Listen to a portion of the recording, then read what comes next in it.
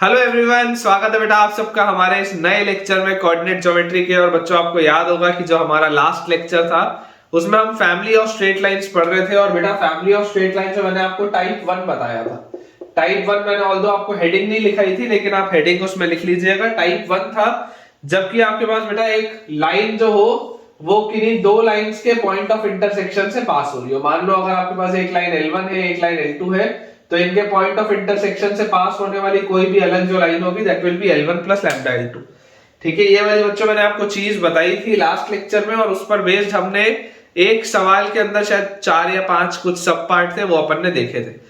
तो ठीक है बेटा, आज का लेक्चर हम स्टार्ट करते हैं। आज फैमिली ऑफ स्ट्रेट लाइंस को बहुत बढ़िया तरीके से अपन डील करने वाले हैं और आपको बहुत मजा आने वाला है, क्योंकि ये जो है वो एक बहुत ही इंपॉर्टेंट बेटा टॉपिक है, बहुत इंपॉर्टेंट कंसेप्ट है जिसमें से सवाल बहुत बार पूछे गए हैं जेईई मेंस में। तो बेटा चलिए स्टार्ट करते हैं। लेकिन आज का लेक्चर चालू करने के पहले आप में से जितने भी बच्चे अब तक हमारे टेलीग्राम चैनल से जुड़े नहीं हैं, बेटा आप सबसे पहले हमारे टेलीग्राम चैनल को ज्वाइन करिए।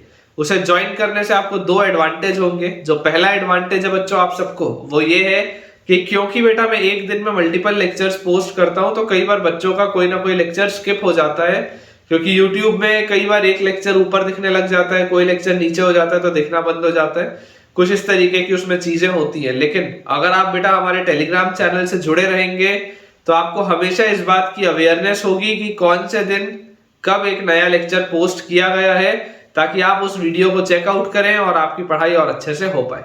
और जो सेकंड एडवांटेज है बच्चों वो ये है कि हमारे पास यहाँ पर तो हम बहुत सारे सवालों की प्रैक्टिस कर रहे हैं, लेकिन हमें जेईई मेंस और एडवांस को क्रैक करने के लिए क्वेश्चन प्रैक्टिस थोड़ी और इंक्रीज करनी पड़ेगी।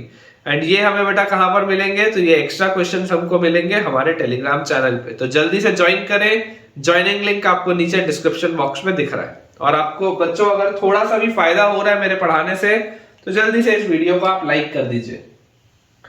तो देखिए बेटा अपन टाइप 1 देख रहे थे, when the straight line passes through the point of intersection of two lines। अगर दो लाइंस के इंटरसेक्शन से आपके पास बच्चों लाइन पास हो रही हो तो उस तरीके वाले क्वेश्चंस को बच्चों टाइप 1 बोलते हैं। और मैंने टाइप 1 में आपको 4 या 5 सवाल करवाए भी थे। ठीक है, उसी में अपन आगे बढ़ते हैं बेटा। पहले कुछ क्वेश्चंस अपन और प्रैक्टिस करते हैं। तो जैसे मान लीजिए इसको मैं क्लियर कर लेता हूं। ठीक है, इसको क्लियर कर लेते हैं और अपन लिखते हैं अपना सेकंड जो क्वेश्चन है। क्वेश्चन बच्चों अपने पास दिया हुआ है, इसमें अपने पास जो सवाल लिखा है कि find the equation of the line, find the equation of the line, find the equation of the line which passes through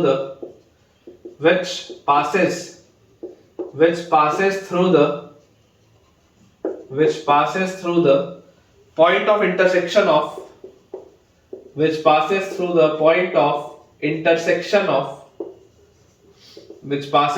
point of intersection of 3x minus 4y plus 5 equal to 0 and 3x minus 4y plus 5 equal to 0 and 2x plus y minus 3 equal to 0। 3x minus 4y plus 5 equal to 0 and 2x plus y minus 3 equal to 0। इन दोनों के बच्चों जो point of intersection से line पास हो रही हो तो आपको ये बताना है। अब इसमें पहला एंड पासेस थ्रू, पहला पार्ट है इसका and passes through 0,0 and passes through 0,0 कि बच्चों अगर ये लाइन आपकी 0,0 से भी पास हो रही हो तो देखिए आपको बच्चों जो बात समझ में आनी चाहिए, समझ में आने वाली बात क्या है कि दो लाइंस के पॉइंट ऑफ इंटरसेक्शन से पास होने वाली कोई भी लाइन होती है L1 प्लस लैम्डा L2। तो अगर ये L1 प्लस लैम्डा L2 होती है तो L1 अपने पास है 3x minus 4y plus 5 L1 plus lambda times L2 क्या होगा, L2 will be 2x plus y minus 3 equal to 0। यही होगी अपनी लाइन।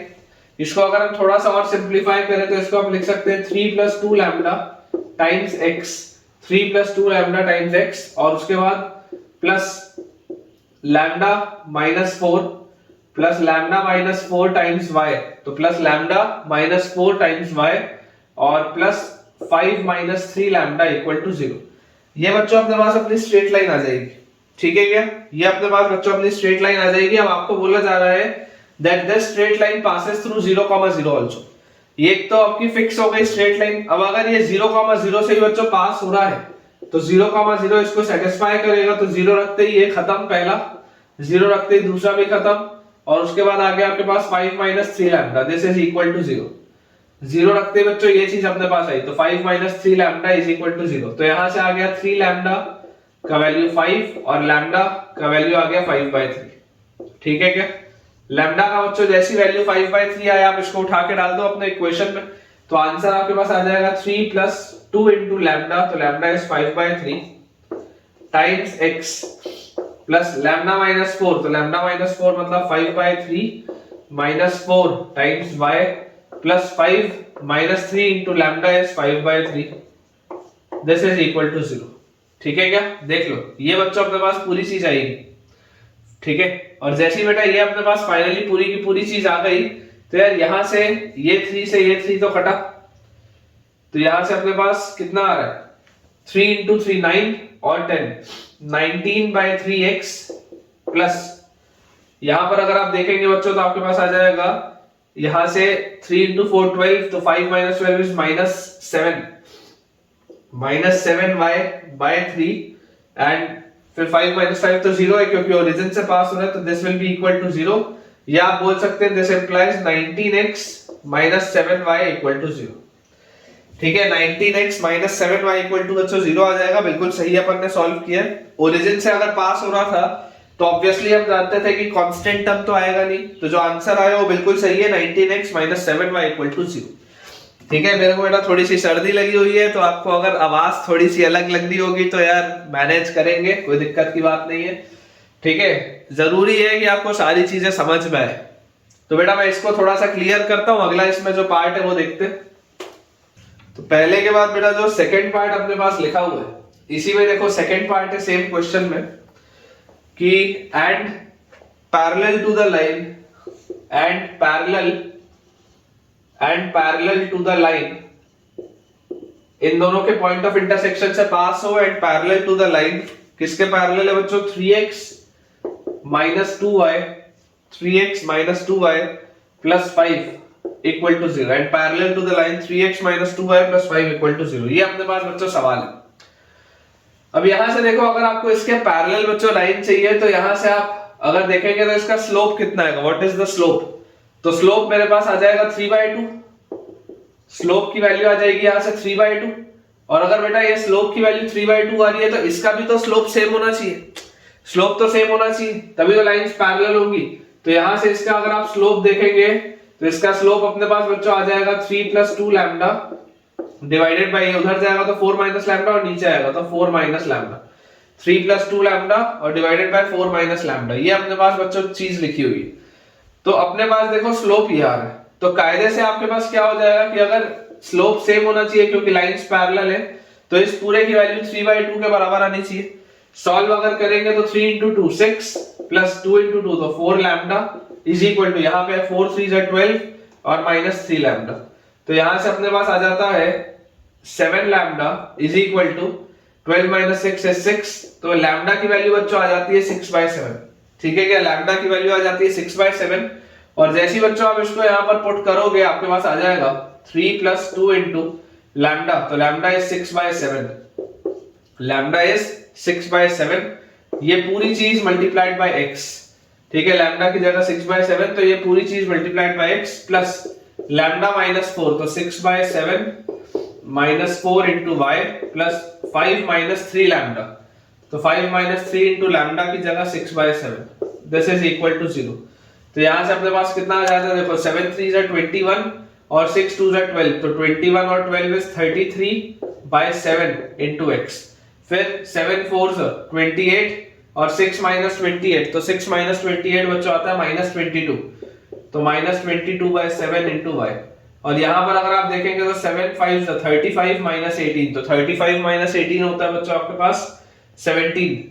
ठीक है, 35 - 18 is 17, तो प्लस 17/7, तो यार जो फाइनल आंसर आ जाएगा that will B 33x - 22y + 17 = 0। Calculation अगर बेटा एरर हो भी गया तो खुद देख लेना। ठीक है, मेरे पास लैम्डा की वैल्यू सिर्फ 6/7 लिखी हुई थी, फाइनल आंसर नहीं दिया हुआ है। तो लैम्डा तो देखो 6/7 अपन ने जो निकाला है बिल्कुल सही है। अगर मान लो गलती से मैंने कहीं कैलकुलेशन मिस्टेक कर दिया हो तो खुद आप देख लीजिएगा, बस वैल्यू सब्स्टिट्यूट करके इसको सॉल्व करना है, ठीक है। नेक्स्ट अपन पार्ट देखते हैं। यहाँ पर देखो आपको बोला जा रहा था ना इसके पैरेलल आपको लाइन चाहिए।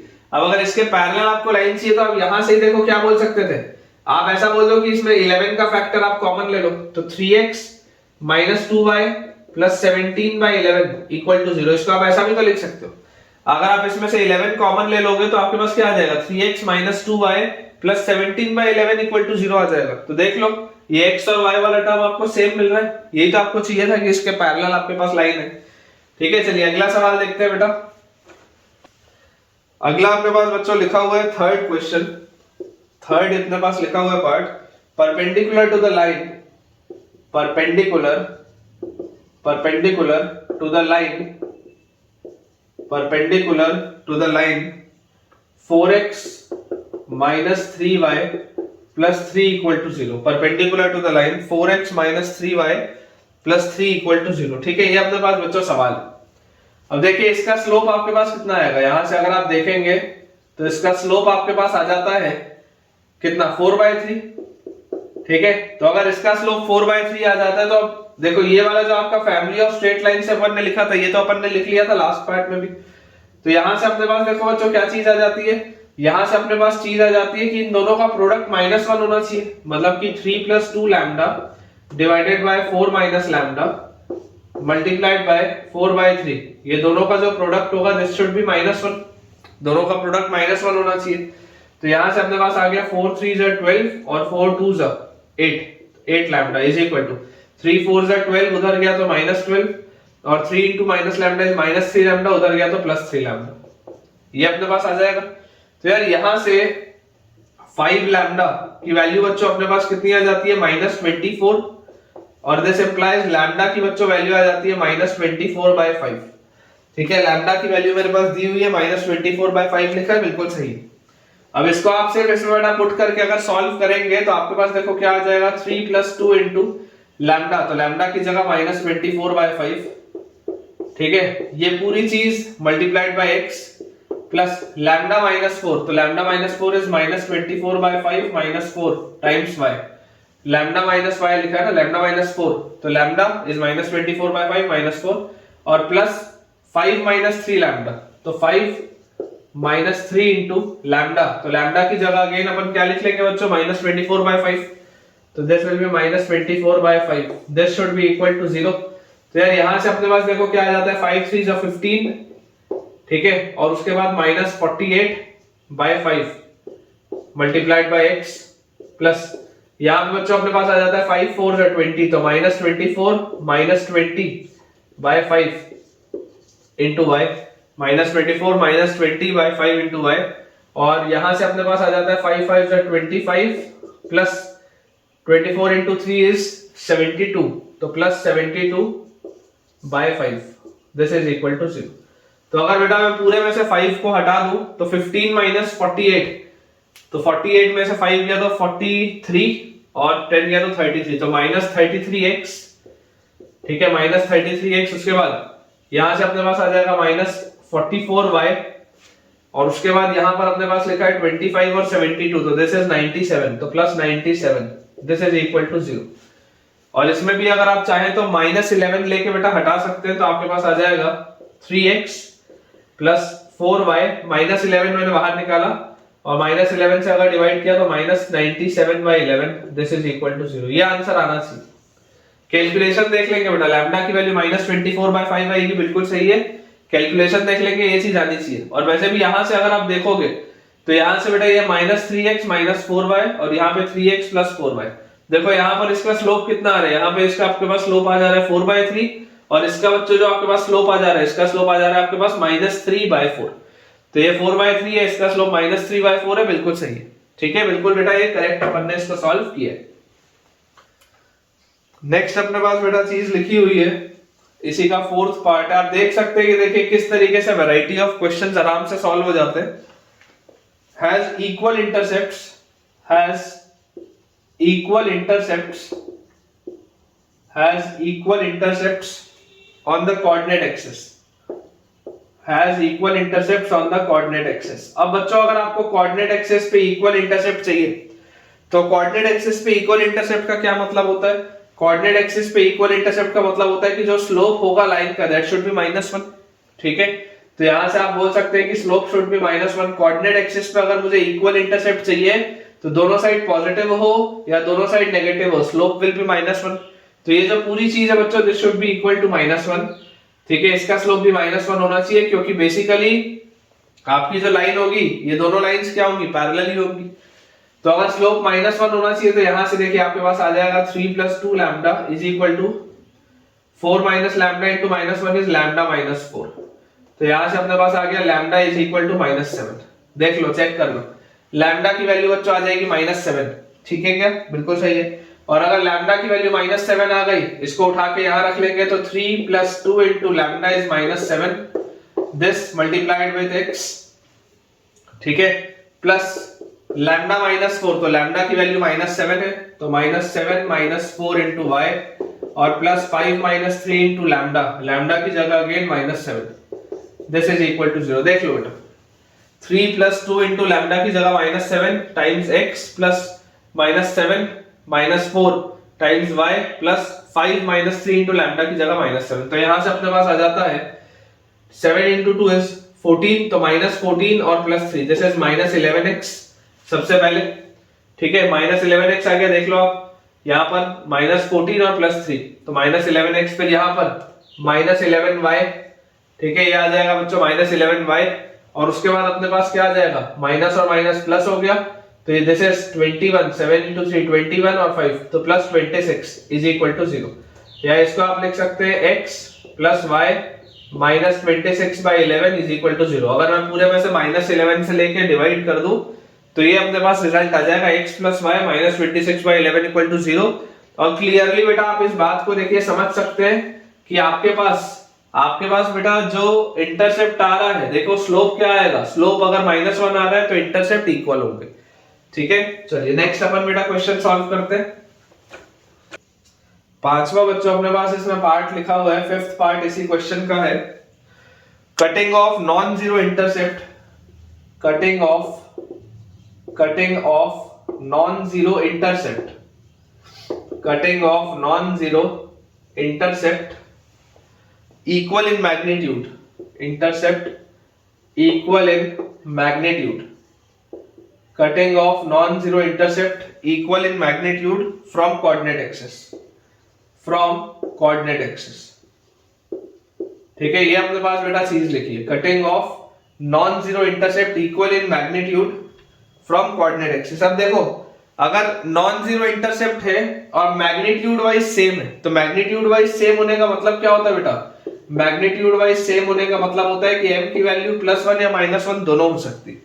अगर आप चाहते हैं कि मैग्नीट्यूड वाइज इंटरसेप्ट सेम हो, तो जो आपका स्लोप होगा, आपका बेटा जो स्लोप होगा, इट कैन बी +1 ऑल्सो। देख लो आप यहाँ पे मैग्नीट्यूड वाइज सेम है, मैग्नीट्यूड वाइज सेम है, भले एक पॉजिटिव है एक नेगेटिव है, and it can be -1 also, it can be -1 also, जिसमें कि आपका मैग्नीट्यूड वाइज तो सेम है ही और दोनों ही पॉजिटिव भी है। ठीक है, तो slope can be +1 and -1 both. तो यार इसको जब आप सॉल्व करेंगे तो यार देखो, अगर आप इसको बोलते हो 1 या इसको आप अगर बोलते हो -1, तो -1 के लिए तो मैंने थोड़ी देर पहले आपके लिए सॉल्व किया ही था। मैं आपको +1 के लिए इसको बेटा सॉल्व करके दिखा देता हूं। ठीक है, तो यहां से जैसे आप इसको +1 के लिए सॉल्व करेंगे तो 3 + 2 lambda will be equal to 4 - lambda, और यहां से अपने पास आ जाएगा 3 lambda will be equal to 1।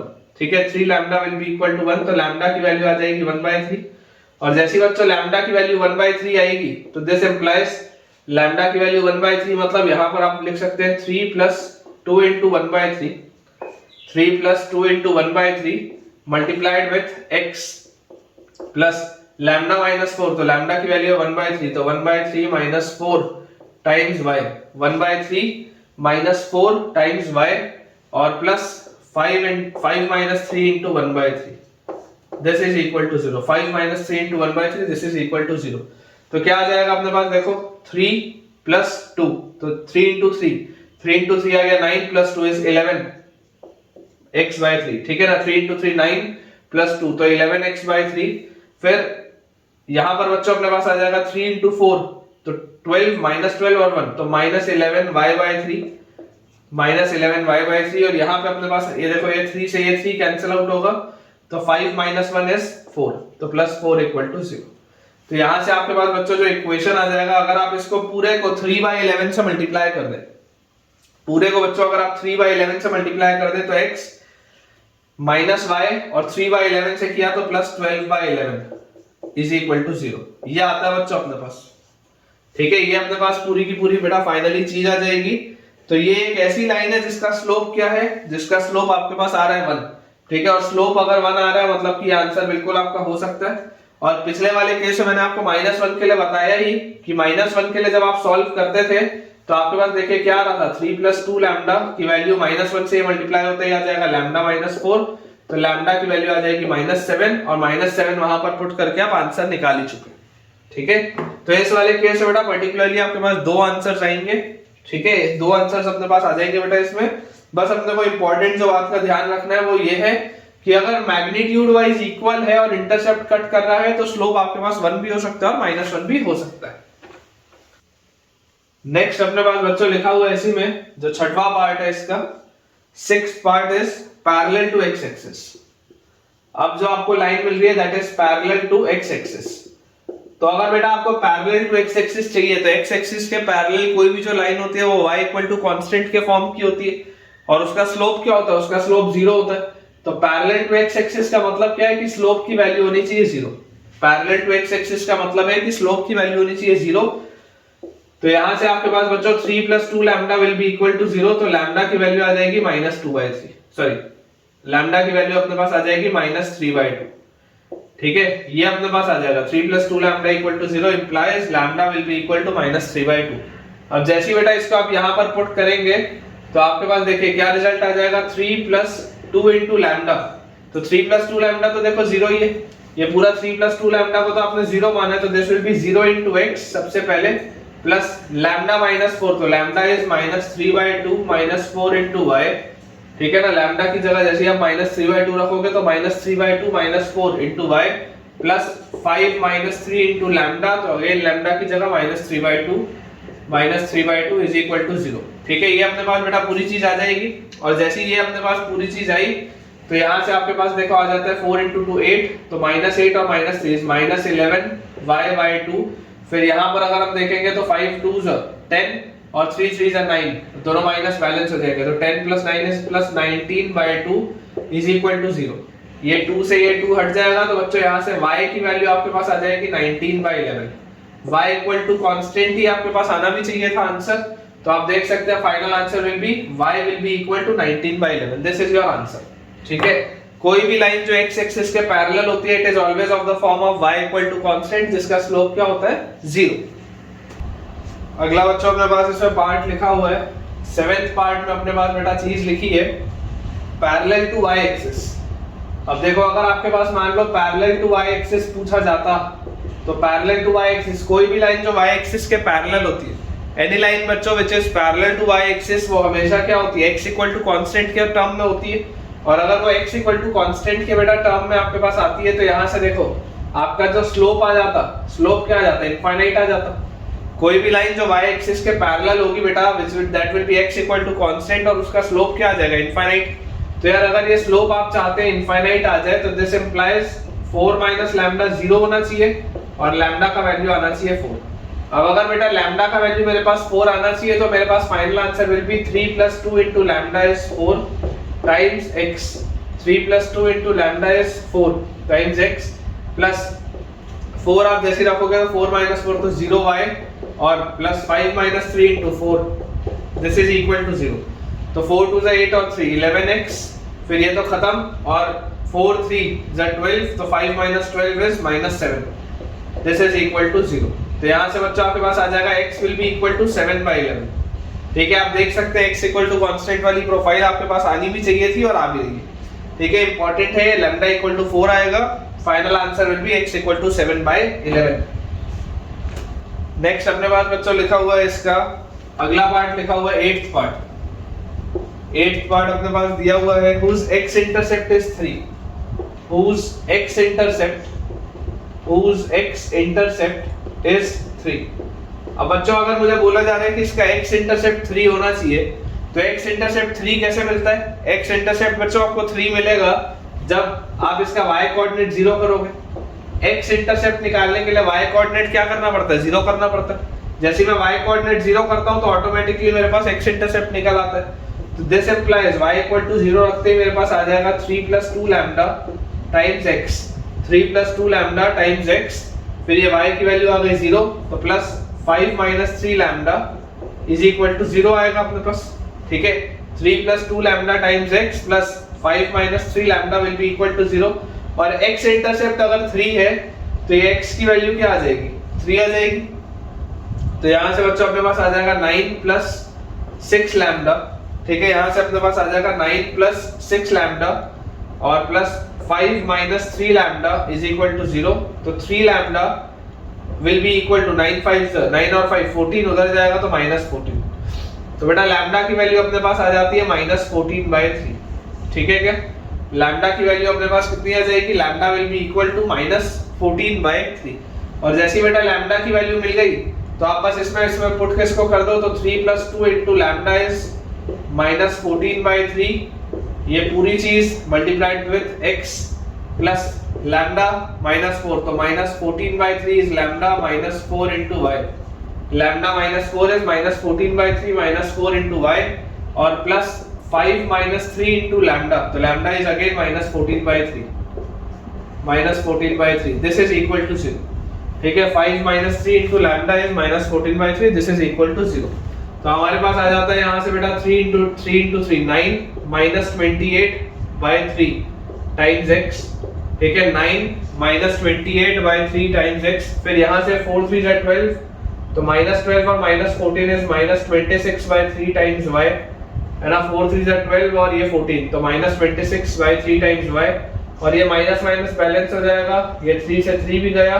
तो बेटा जैसे ही इस माइनस से वाला माइनस बैलेंस होगा तो आपके पास आ जाएगा 5 + 14 which is 19। This is equal to 0। ठीक है, ये चीज बच्चों अपने पास आ जाएगी।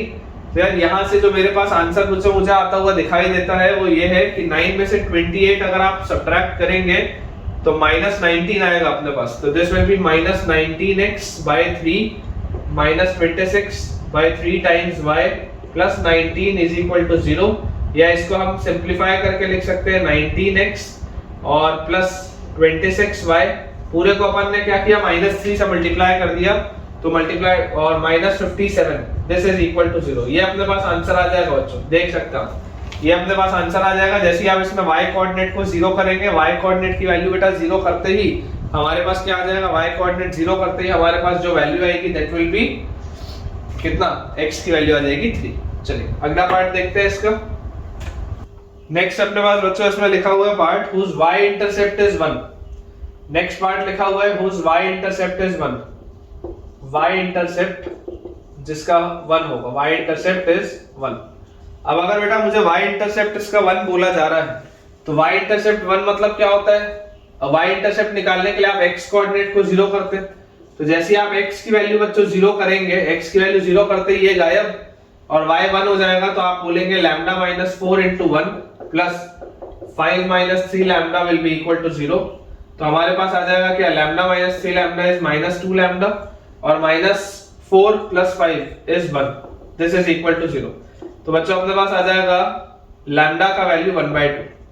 ठीक है, लैम्डा का वैल्यू बेटा अपने पास आ जाएगा हाफ। और जैसे ही हमारे पास लैम्डा का वैल्यू हाफ आ गया, तो लैम्डा का वैल्यू हाफ आते ही बेटा आप इसमें जैसे इसको पुट करोगे तो 3 + 2 लैम्डा, तो 2 लैम्डा इज 1, तो 3 + 1 * x। ठीक है ना, ये 2 लैम्डा जो है 2 लैम्डा का वैल्यू 1 है, तो 3 + 1 * x प्लस लैम्डा -4, तो हाफ, लैम्डा की वैल्यू हाफ है तो half -4 * y plus 5 - 3 * lambda is half, this is equal to 0। तो अपने पास आ जाता है 4x और उसके बाद 4 2 = 8, तो 1 - 8 इज -7y/2। ठीक है ना, 4 * 2 इज 8, तो 1 - 8 इज -7y/2 और फिर 5 2 = 10, 5 2 = 10 -3 is +7/2, this is equal to 0। 5 2 = 10 -3 is +7/2। तो यहां से बेटा अगर आप पूरे को 2 से मल्टीप्लाई कर दो तो आपके पास आ जाएगा 8x 7y, पूरे को अगर मैं 2 से मल्टीप्लाई कर दूं तो 8x minus 7y plus 7 is equal to 0। Clearly आप बच्चों देख सकते हैं कि x की वैल्यू 0 रखते ही y की वैल्यू आपके पास 1 आ जाएगी, और यही आपसे बोला भी जा रहा था कि y इंटरसेप्ट आपको 1 चाहिए। ठीक है, नेक्स्ट बेटा अपने पास लिखा हुआ है इसी का जो 10th पार्ट है। बेसिकली ये 10 अलग अलग क्वेश्चन है जो मैं आपको एक में ही करा रहा हूं। अपने पास लिखा हुआ है एंड इज कॉन्करेंट विथ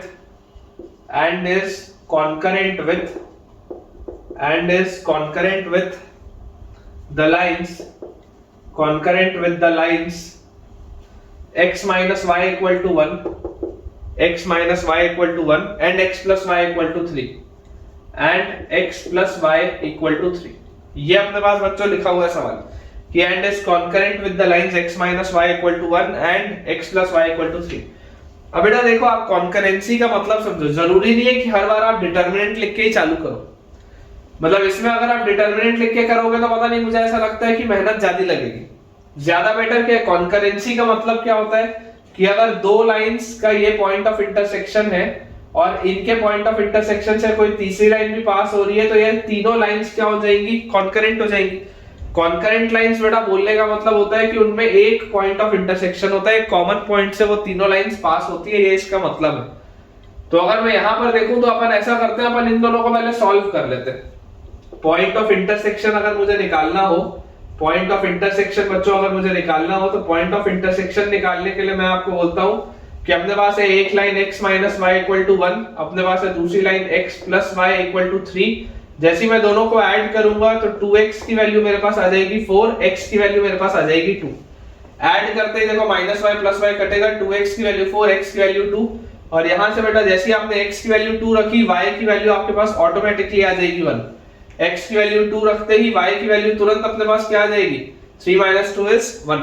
और ये 2,1 इसको सेटिस्फाई करता होगा, ये 2,1 जो आया ये इसको सेटिस्फाई करता होगा। कॉन्करेंसी का मतलब यही है। तो यहाँ पर बेटा जैसे आप इसको पुट करोगे तो आपके पास आएगा 3 plus 2 lambda multiplied with 2 plus lambda minus 4 multiplied with 1 और plus 5 minus 3 lambda is equal to 0। तो यहाँ से अपने पास आ गया 3 into 2 is 6 plus 4 lambda, 6 plus 4 lambda और plus lambda minus 4 plus 5 minus 3 lambda is equal to 0। तो टोटल बेटा लैम्डा वाले जो टर्म्स है 4 लैम्डा और lambda, 5 lambda minus 3 lambda, this is 2 lambda, और 6 और 5 11 में से 4 गया तो 7, तो plus 7, this is equal to 0। तो लैम्डा की वैल्यू अपने पास आ जाती है -7/2। लैम्डा की वैल्यू अपने पास आ जाती है -7/2। और जैसी बेटा एक बार लैम्डा मिल गया उसके बाद तो आप उसको इक्वेशन में पुट कर सकते हो। तो फाइनल अपने पास जो आंसर अपने को आता हुआ दिख रहा है that is 3 plus 2 into lambda is -7/2, lambda is -7/2, this multiplied with x, 3 plus 2 into lambda is -7/2, ठीक है। तो multiplied by x plus lambda minus 4, तो -7/2 -4 into y, ठीक है, -7/2 -4 into y plus 5 minus 3 lambda। अगला अपने पास लिखा हुआ है प्लस 5 minus 3 into lambda, तो lambda again is -7/2, this is equal to 0। तो यहां से बेटा अपने पास आ जाएगा, ध्यान से अगर अपन इसको देखें तो ये 2 से ये 2 तो गया, 3 minus 7 is -4x, 3 minus 7 is -4x, फिर 4 2s are 8, तो -7 और -8 is -15/2 into y, ठीक है, -15/2 into y।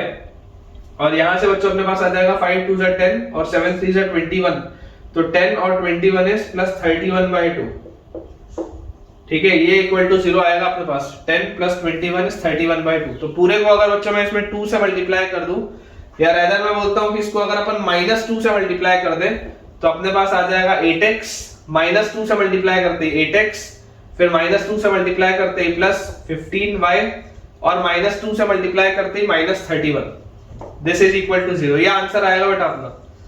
मतलब ये एक ऐसी लाइन है जो इनके साथ कॉन्करेंट है, ये एक ऐसी बच्चों लाइन है जो इनके साथ कॉन्करेंट है, क्योंकि देखो इन दोनों का पॉइंट ऑफ इंटरसेक्शन 2,1 आया, देखो 2,1 इसको भी सेटिस्फाई कर रहा है, 2,1 इसको भी सेटिस्फाई कर रहा है। और अगर यहां पर भी आप 2,1 डाले तो यहां पर 2 डालते ही ये 16, 1 डालते ही ये 15, 16 और 15 31 - 31 सेटिस्फाई हो रहा है। मतलब कि ये एक ऐसी लाइन है जो इनके साथ कॉन्करेंट है। एक बेटा अपन आखिरी और देखते हैं इस तरीके का सवाल, फिर टाइप 2 पे चलेंगे।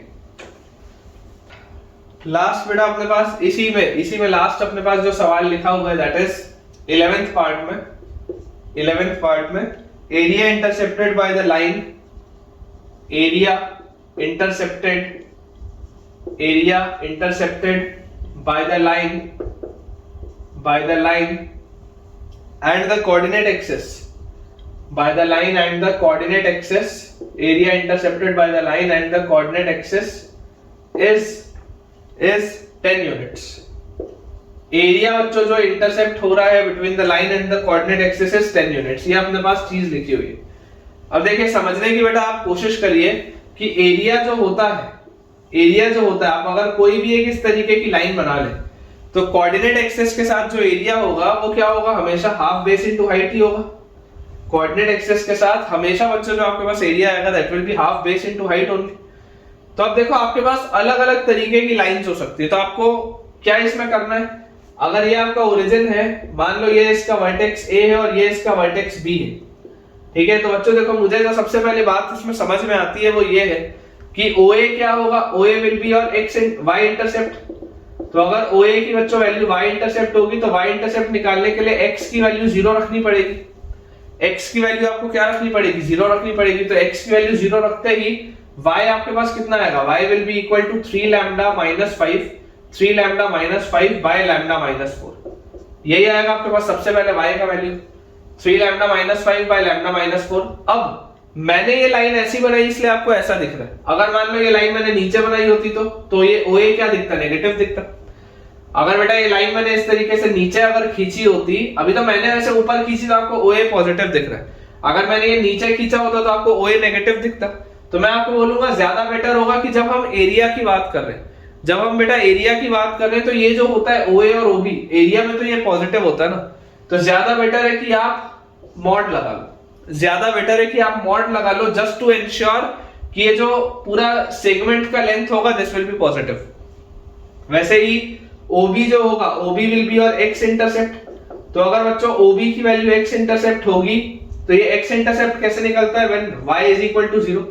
x इंटरसेप्ट निकलता है व्हेन y कोऑर्डिनेट इज 0। तो जैसे आप y कोऑर्डिनेट को 0 रखेंगे x will be equal to 3 lambda minus 5 divided by 2 lambda plus 3। 3 lambda minus 5 divided by 2 lambda plus 3, यही आएगा आपके पास x का वैल्यू। एंड अगेन इसमें भी जस्ट टू मेक श्योर कि ये लेंथ सेगमेंट पॉजिटिव है, ये लेंथ ऑफ अ सेगमेंट है ना पॉजिटिव होना चाहिए, तो आप मॉड लगा लो। तो यार एरिया क्या होता है, एरिया होता है half into base into height, दोनों का प्रोडक्ट। तो हमारे पास लिखा हुआ है 3 lambda minus 5 upon lambda minus 4 into 3 lambda minus 5 upon 2 lambda plus 3 this is equal to कितना लिखा हुआ अपने पास, दिस इज इक्वल टू लिखा हुआ है 10। इस बच्चों पूरे की वैल्यू आपके पास 10 दी हुई है, और ये जो दोनों थे ये दोनों का मॉड था, तो पूरे का आप मॉड लगा सकते हैं। इस तरीके से आप पूरे में मॉड लगा सकते हैं, कोई दिक्कत की बात नहीं है। और बेटा जब मॉड ओपन अप होता है तो आप क्या करते हैं, प्लस माइनस लगाते हैं। जब भी आप मॉड ओपन अप करते हैं तो आप प्लस माइनस लगाते हैं कि इस पूरे अंदर वाली पूरी चीज की वैल्यू प्लस 10 भी हो सकती है, माइनस 10 भी हो सकती है।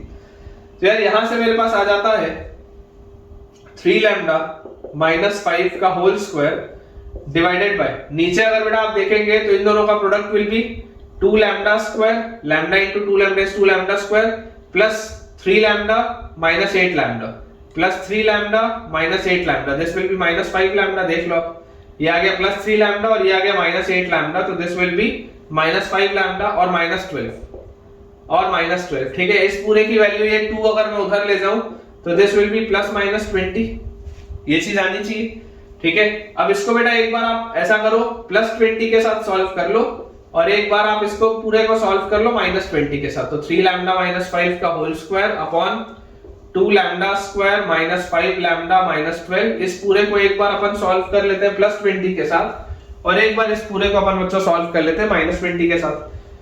तो यहां से बेटा देखो जैसे आप इसको सॉल्व करोगे आपके पास 3 लैम्डा माइनस 5 का होल स्क्वायर बोलो कितना आ जाएगा, this will be 9 lambda square और प्लस 25 और 2 into 3 6 into 5, तो माइनस 30 लैम्डा।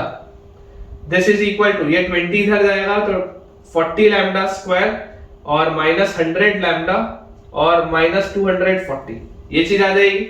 थोड़ा सा यार कैलकुलेटिव है लेकिन तरीका यही है, कोई इसमें अपन उसमें कुछ कर नहीं सकते। ठीक है, 9 lambda square plus 25 minus 30 lambda is equal to 40 lambda square और minus 100 lambda minus 240।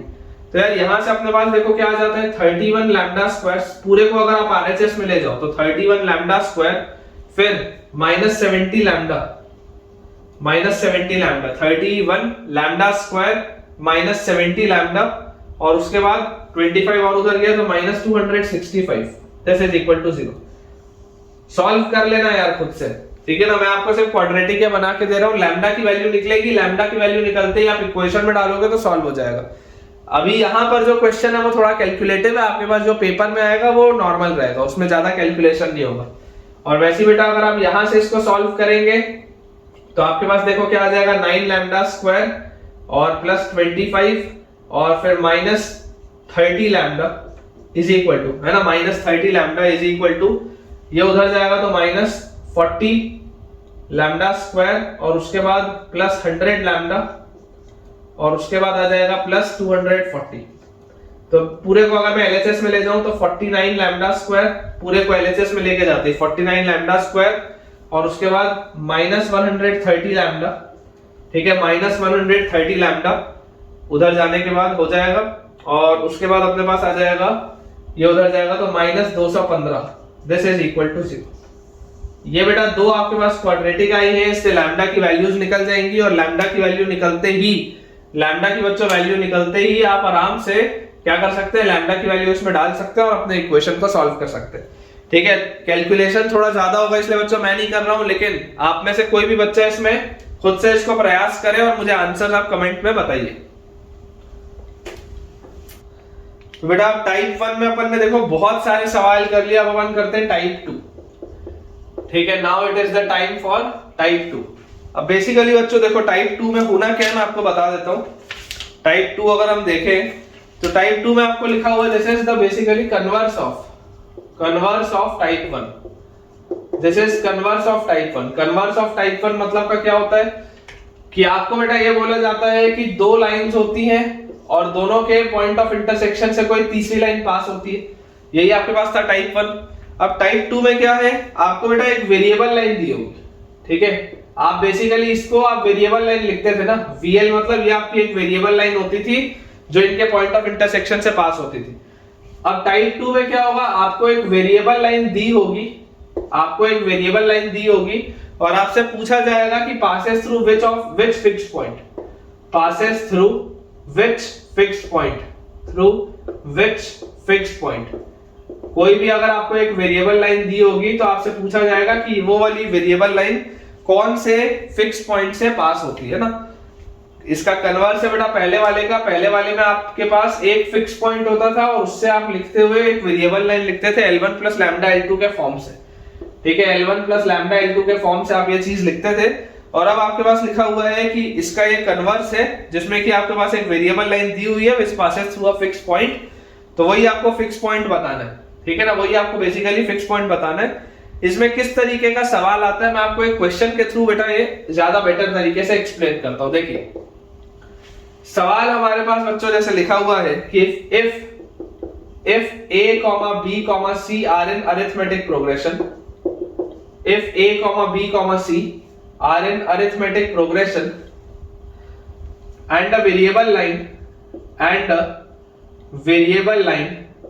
if a, b, c are in arithmetic progression and a variable line ax plus by plus c equal to 0 and a variable line ax plus by plus c equal to 0 passes through a fixed point, passes through a fixed point, passes through a fixed point, ठीक है, variable line ax plus by plus c equal to 0 passes through a fixed point, find the coordinates of the fixed point, find the coordinates of the fixed point। इस तरीके के बेटा जो सवाल होते हैं find the coordinates of the fixed point, इस तरीके के सवाल आपके पास आ जाते हैं बच्चों टाइप 2 में। अब देखो अप्रोच क्या होना चाहिए, मैं आपको अप्रोच समझाता हूं।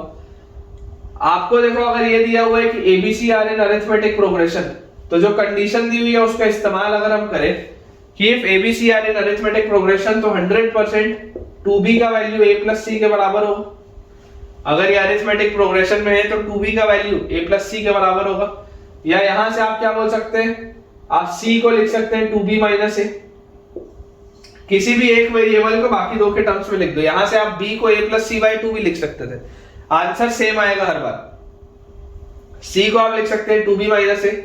अब आपके पास लाइन क्या दी हुई है, लाइन आपके पास बच्चों दी हुई है वेरिएबल लाइन, जो है variable line is ax plus by plus c equal to 0। तो this can be further rearranged as ax plus by plus c की जगह मैं क्या लिख सकता हूं, 2b माइनस a लिख सकता हूं। c की जगह पे हम 2b माइनस a लिख सकते हैं। तो यार यहां से a के साथ क्या आ रहा है, a के साथ अपने पास आ रहा है x minus 1।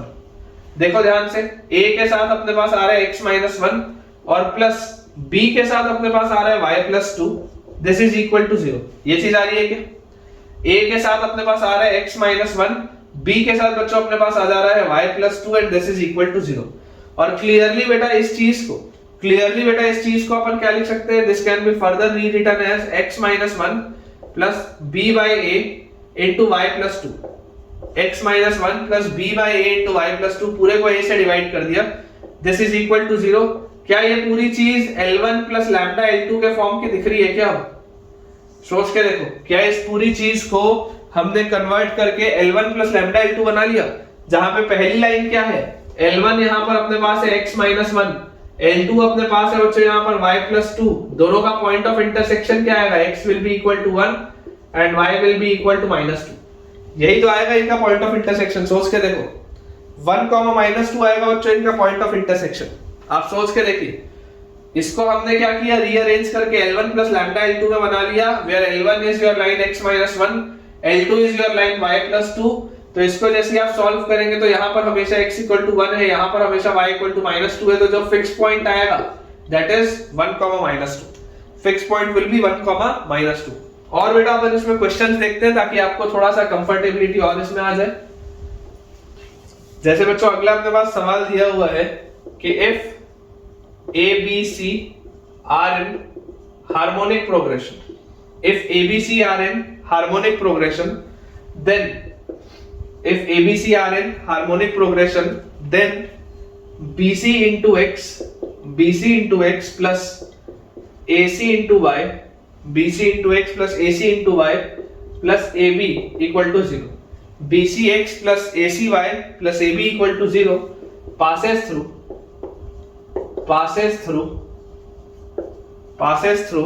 a fixed point,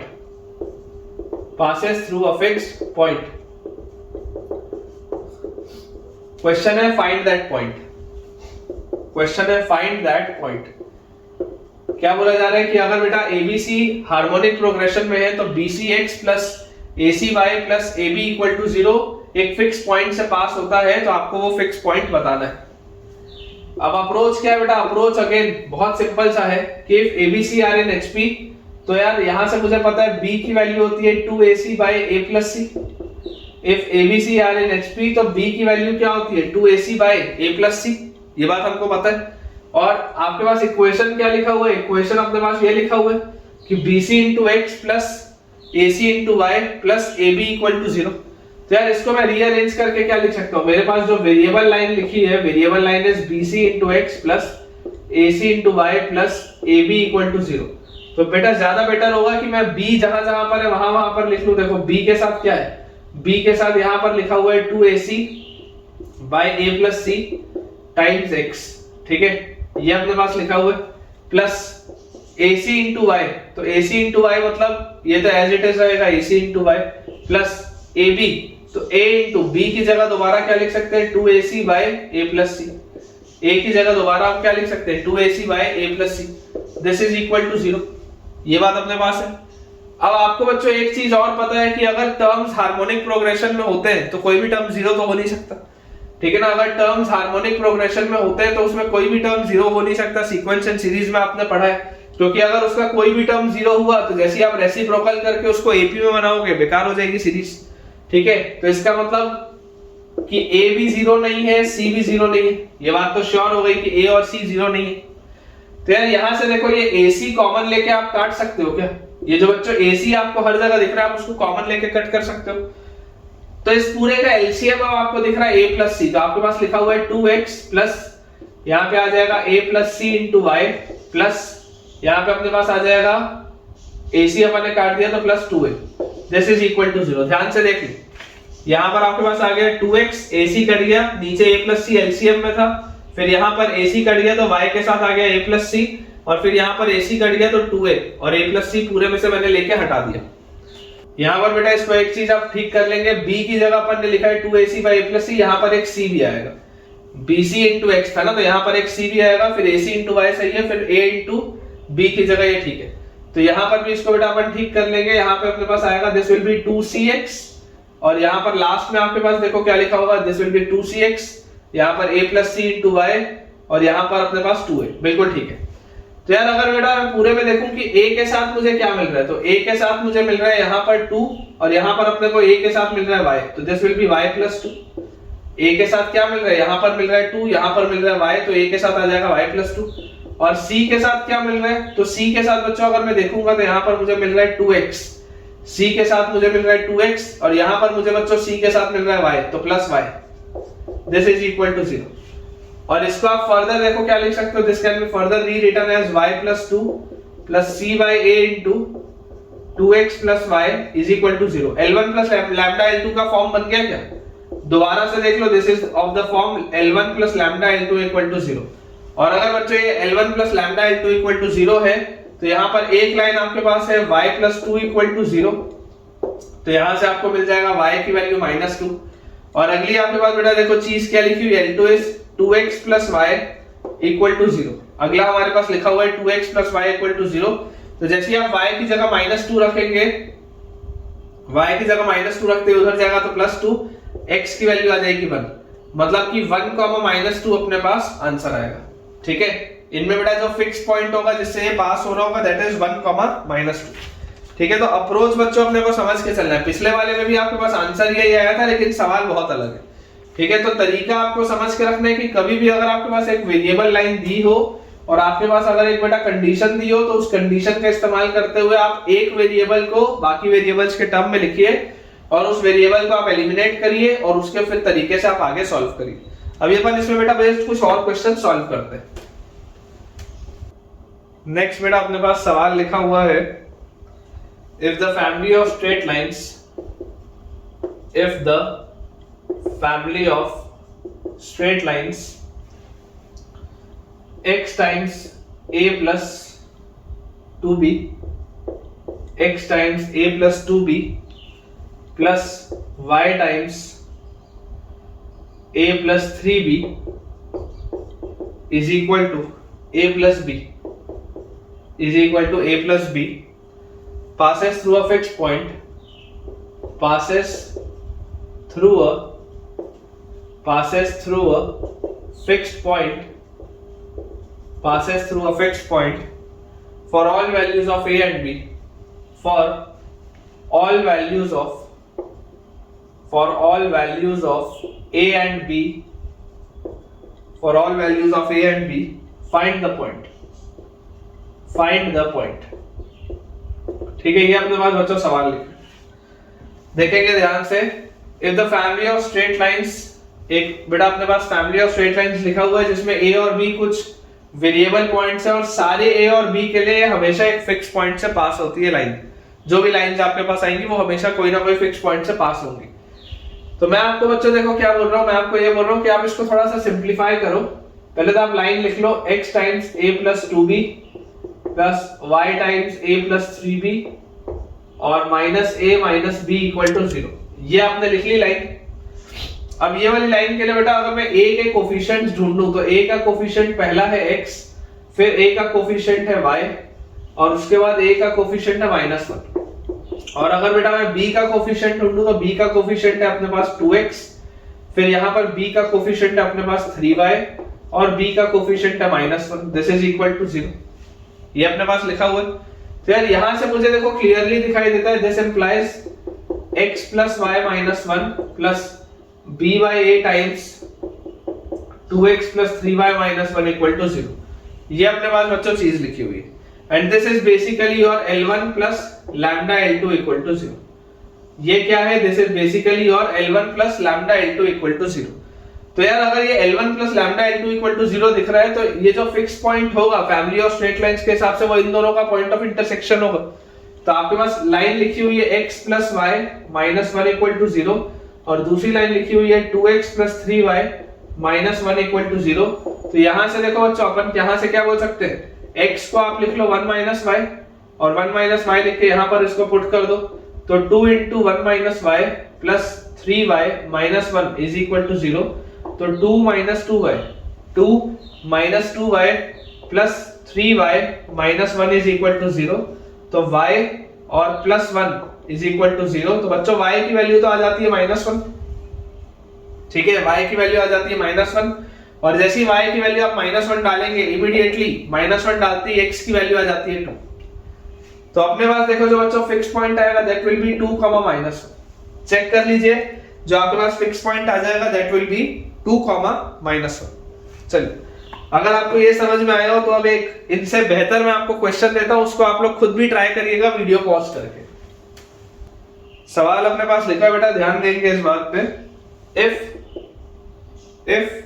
a square plus 9b square is equal to, if a square plus 9b square is equal to 6ab plus 4c square, if a square plus 9b square is equal to 6ab plus 4c square and ax plus by plus c equal to 0 and ax plus by plus c equal to 0 is a straight line that passes through one or the other of the two fixed points, that passes through one or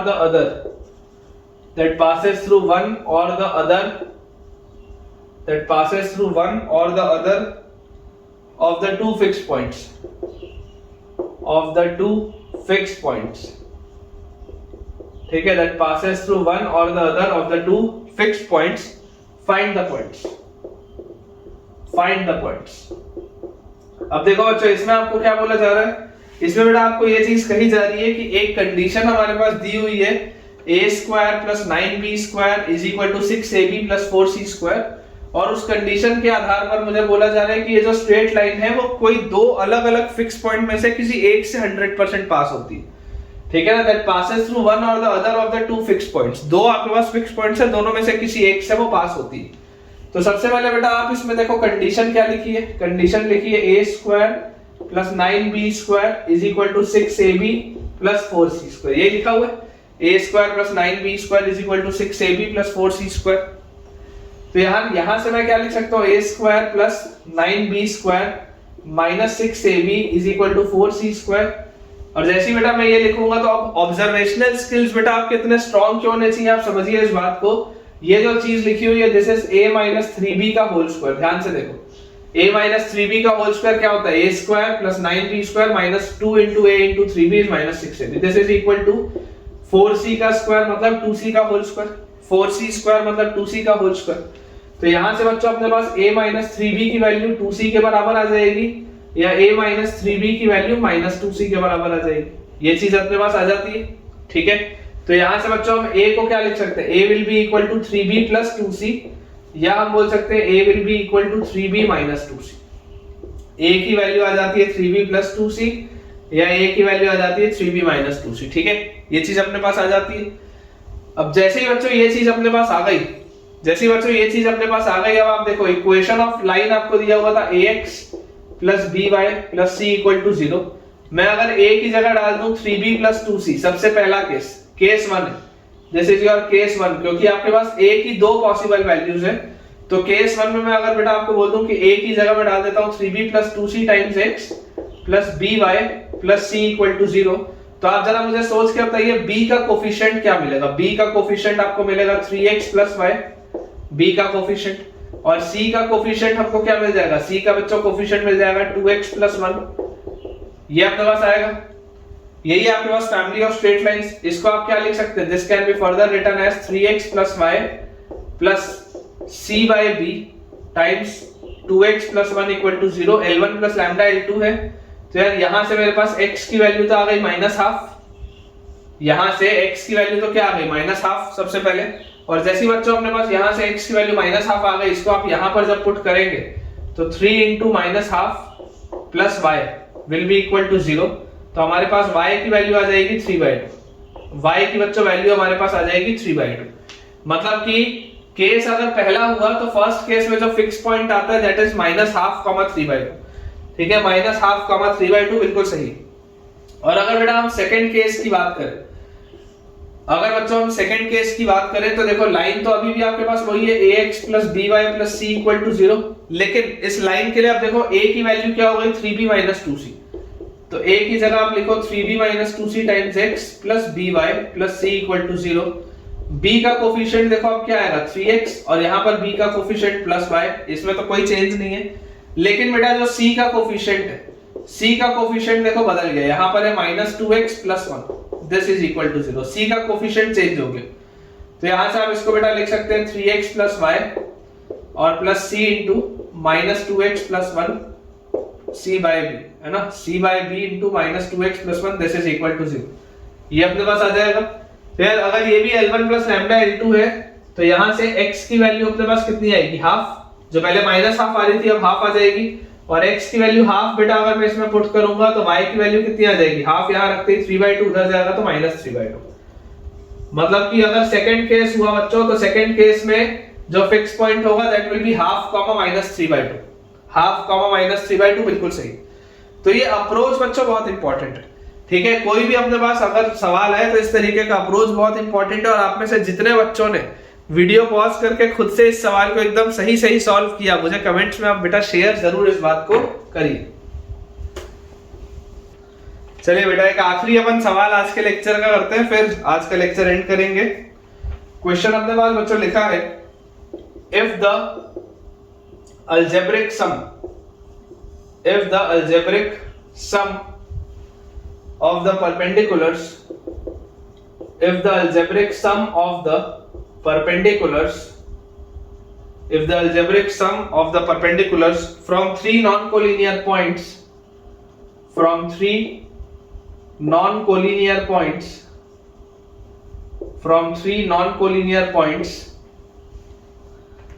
a x1 y1 फिर b x2 y2 and c x3 y3 if the algebraic sum of the perpendiculars from three non-collinear points a x1 y1 b x2 y2 and c x3 y3 on a variable line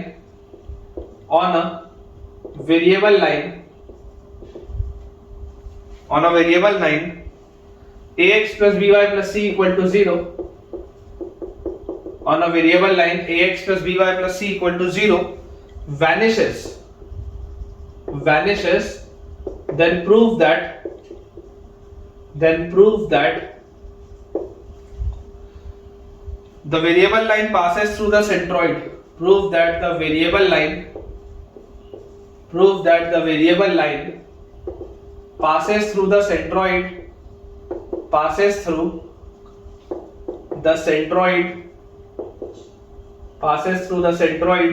of triangle ABC। ठीक है, ये important result भी है बेटा, आप चाहे तो इसमें स्टार लगा के रख सकते हैं, this is an important result also, कि if the algebraic sum of the perpendiculars from three non-collinear points, मान लेते हैं हमारे पास एक वेरिएबल लाइन है और इस वेरिएबल लाइन में तीन आपके पास बच्चों नॉन कोलिनियर पॉइंट्स हैं, ठीक है, ये तीन अपने पास कोई नॉन कोलिनियर पॉइंट्स है, और बोला जा रहा है कि इनसे जो अल्जेब्रिक सम होगा that algebraic sum will be, इसको मैं इस तरीके से थोड़ा सा बनाता हूं ताकि आपको जो रिजल्ट आएगा वो समझ में आए, ठीक है, ये एक है, ये एक है और ये एक है, इस तरीके से अपने पास बच्चों चीज लिखी। तो बोला क्या जा रहा है, देखो बोला अपने को जा रहा है कि if the algebraic sum of the perpendiculars from three non-collinear points, let us say this is A, this is B and this is C, ये अपने पास है x1 y1, वर्टेक्स B के अपने पास बच्चों कोऑर्डिनेट है x2 y2 and vertex C के अपने पास कोऑर्डिनेट है x3 y3। आपको बेटा अलजेब्रिक सम की बात हो रही है, परपेंडिकुलर अगर आप इन पे ड्रॉप कर रहे हैं तो उसका अलजेब्रिक सम। आपको एक बात समझनी पड़ेगी कि मैं देखो नॉर्मली परपेंडिकुलर डिस्टेंस क्या होता है, mod of ax1 plus by1 plus c by root over a square plus b square. Normally आप परपेंडिकुलर डिस्टेंस ये बोलते हैं, लेकिन मैं इस मॉड की बात नहीं कर रहा हूं, मैंने बेटा अलजेब्रिक सम बोले, अलजेब्रिक सम बोले। अदरवाइज तो मॉड लेके तो आप कैसे करोगे ना यार, मतलब अगर तीनों का सम 0 होगा तो वो तो तीनों पॉइंट इसी लाइन पे लाई कर जाएंगे ना, कोलिनियर हो जाएंगे ना, समझो इस बात को। अलजेब्रिक सम की बात कर रहा हूं बेटा मैं। अलजेब्रिक सम मतलब कि वो प्लस में भी हो सकता है माइनस में भी हो सकता है। आप बेटा मॉड इसलिए लगाते थे क्योंकि आप वो एग्जैक्ट परपेंडिकुलर डिस्टेंस निकालते थे। मैं परपेंडिकुलर डिस्टेंस की बात नहीं कर रहा हूं, मैं algebraic sum of the perpendiculars बोल रहा हूं। Algebraic sum of the perpendiculars बोलने का मतलब है कि अपन मॉड्यूलस की बात नहीं कर रहे। अब ये जो पूरी चीज है, this can B positive also and this can B negative also, मैं इसकी बात कर रहा हूं, ठीक है।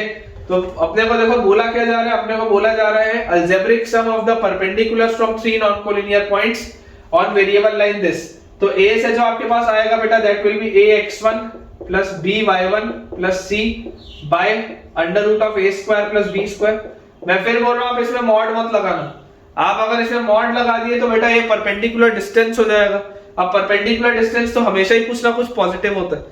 अगर आप तीन अलग अलग परपेंडिकुलर डिस्टेंस लिखेंगे तो वो तो तीनों ही कुछ ना कुछ पॉजिटिव क्वांटिटी आएगी ना, जीरो थोड़ा ना आएगा, ठीक है। लेकिन अगर हम अलजेब्रिक सम बोल रहे हैं तो अभी ये पूरी चीज पॉजिटिव भी हो सकती है नेगेटिव भी हो सकती है। फिर x2 y2 से आप जब ड्रॉप करेंगे तो this will be ax2 plus by2 plus c upon root over a square plus b square. और फिर x3 y3 से जब आप ड्रॉप करेंगे तो ax3 plus by3 plus c upon root over a square plus b square. ये अपने पास बच्चों देखो पूरी चीज आती है। अलजेब्रिक सम है, this is the algebraic sum of the perpendiculars drawn from 3 non-collinear points on a variable line ax plus by plus c vanishes। इस पूरे की वैल्यू आपको 0 दी हुई है। Prove that the variable line passes through the centroid of the triangle। इनसे जो बनने वाला बेटा ट्राइंगल होगा, उस ट्राइंगल का जो सेंट्रॉइड होगा, उस ट्राइंगल का बच्चों जो सेंट्रॉइड आएगा जहां पर भी है उससे पास होता होगा, आपको ये प्रूव करना है। मतलब कि आपको प्रूव करना है कि यहां पर सेंट्रॉइड के कोऑर्डिनेट सेटिस्फाई करेंगे, ठीक है ना। आपको क्या प्रूव करना है, prove that the variable line passes through the centroid, मतलब सेंट्रॉइड के जो कोऑर्डिनेट होंगे वो इसको सेटिस्फाई करने चाहिए, इसका मतलब ये अगर ये कंडीशन होती है तो। अब देखो अगर मैं लेंथ ऑफ परपेंडिकुलर बोलता तो लेंथ ऑफ परपेंडिकुलर में आप बेटा इन सब में मॉड लगाते, लेंथ ऑफ परपेंडिकुलर में आप इन सब में मॉड लगाते और आपको ही पता है कि वो उसका सम 0 नहीं आ सकता था भाई। परपेंडिकुलर डिस्टेंस कुछ तो होगा ही ना यार पॉइंट का उस लाइन से, अगर 0 हुआ तो मतलब तो वो पॉइंट उसी लाइन पे लाई कर जाएगा। तो मैं आपको परपेंडिकुलर डिस्टेंस की बात ही नहीं कर रहा हूं बेटा, मैं आपसे जो बात कर रहा हूं मैं आपको सिर्फ और सिर्फ ये बोल रहा हूं कि हमें अलजेब्रिक सम की बात करनी है, ठीक है। हमें बच्चों सिर्फ और सिर्फ अलजेब्रिक इसके सम की बात करनी है। तो अगर बेटा मेरे पास ये चीज लिखी हुई है तो आप मुझे सोच के बताइए कि आपके पास यहां पर a का, ठीक है, देखो डिनोमिनेटर तो सब में सेम है, डिनोमिनेटर तो सब में सेम है, इसको तो आप कॉमन लेके हटा सकते हो, राइट साइड में 0 है, डिनोमिनेटर हटा दो एलसीएम सेम आएगा। a के साथ क्या लिखा है, यहां पर a के साथ आपको लिखा हुआ है x1 plus x2 plus x3। a के साथ क्या लिखा है, x1 plus x2 plus x3। फिर b के साथ क्या लिखा होगा, b के साथ लिखा होगा y1 plus y2 plus y3, ठीक है, और प्लस c और c 3c is equal to 0 ये लिखा होगा। अगर मैं इस पूरे इक्वेशन को 3 से डिवाइड कर दूं तो this will be a times x1 plus x2 plus x3 by 3 plus b times y1 plus y2 plus y3 by 3 plus c is equal to 0, ये आपके पास आ जाएगा। अब आप कंपेयर बेटा करके देखो इसका मतलब क्या है। इसको अगर आप ध्यान से ऑब्जर्व करते हो तो this is basically your variable line ax plus by plus c which passes through this is basically your ax plus by plus c which passes through कौन से कोऑर्डिनेट से पास होती हुई दिख रही है, ये बेटा पास होती हुई दिख रही है x1 plus x2 plus x3 by 3 comma y1 plus y2 plus y3 by 3, ठीक है, इससे ये पास होती हुई आपको दिखाई देती है। आप देख सकते हैं अगर मैंने यहाँ पर इस लाइन पर बच्चों अगर मैंने ये कोऑर्डिनेट्स पुट कर दिए तो यही रिजल्ट आएगा। ये वाला जैसे बेटा मैं कोऑर्डिनेट y की जगह पुट करूंगा तो यही रिजल्ट आएगा। तो इसका मतलब क्या है कि ये जो वेरिएबल लाइन है वो इससे पास हो रही है। और ये क्या है, this is basically the coordinates of centroid, this is basically the coordinates of your centroid. ठीक है, तो सेंट्रॉइड से बेटा पास होती हुई कोई भी जो आपके पास लाइन आएगी, ठीक है, सेंट्रॉइड से पास होती हुई कोई भी जो हमारे पास बच्चों लाइन आ जाएगी, वो वेरिएबल लाइन कौन सी होगी, वो यही वाली होगी जो सेंट्रॉइड से पास हो रही है। आप एज अ रिजल्ट इसको चेक कर सकते हैं। तो ठीक है बच्चों, इस रिजल्ट को आप याद भी रखिएगा, ये रिजल्ट कई बार एग्जाम्स में डायरेक्टली भी काम आ जाता है।